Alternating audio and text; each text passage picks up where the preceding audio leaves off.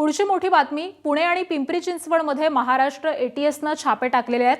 Pakistani gangster Shahzad भट्टीशी संबंधित लोकांवरती हे छापे घालण्यात आलेत। अन्य राज्यांमध्ये देखील एटीएसनं पथकं पाठवलेली आहेत। तर 20हून अधिक ठिकाणी सध्या छापेमारी सुरू आहे। संशयित व्यक्तींना ताब्यात घेऊन एटीएस त्यांची चौकशी करते आहे।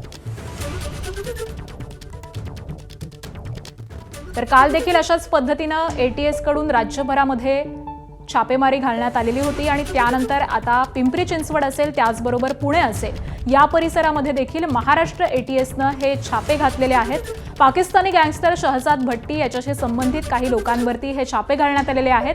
त्याचबरोबर अन्य राज्यांमध्ये देखील एटीएसनं आपली पथकं ही पाठवलेली आहेत आणि सध्या 20 पेक्षा जास्त जणांची चौकशी सुरू असल्याची माहिती देखील मिळते। संबंधित व्यक्तींना ताब्यात घेण्यात आलेलं आहे आणि त्यांची चौकशी आहे। जवळपास 20हून अधिक ठिकाणी ही छापेमारी घालण्यात आलेली आहे।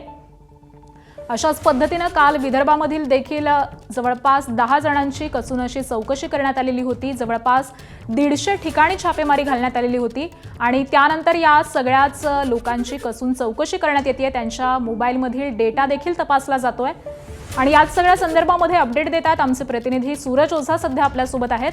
सूरज, आपण पाहतोय गेल्या 2 दिवसांपासून ही छापेमारी सातत्याने सुरू आहे आणि आज पिंपरी चिंचवडमध्ये छापे घालण्यात येत आहेत। काय अपडेट्स मिळत आहेत? नक्की महाराष्ट्र एटीएस अशा लोकांना आयडेंटिफाय करते ज्यांचा संपर्क सोशल मीडियाच्या माध्यमातून पाकिस्तान येथील जो गँगस्टर आहे शहजाद भट्टी किंवा त्याच्या नेटवर्कच्या लोकांशी होता। त्याच कारवाईचा करताना पुणे आणि पिंपरी चिंचवड या 2 जिल्ह्यामध्ये तब्बल 30 असे लोकेशन आहे जिथे एटीएसची 30 वेगवेगळी टीम गेलेली आहे, तपास करत आहे, सर्च ऑपरेशन करत आहे। जेवढे लोक सापडलेले आहेत त्यांचे इलेक्ट्रॉनिक गॅजेट्स आणि जे काही त्यांची इंटरनेट हिस्ट्री सगळ्यांचा डेटा एटीएसने घेतलेला आहे, त्याला एनालाइज केलं जातोय आणि त्याचबरोबर जे मुलं आहेत, जे युवा आहेत, त्यांची चौकशी देखील सुरू आहे सध्या। जी ठीक आहे, धन्यवाद सूरज या सविस्तर माहितीसाठी।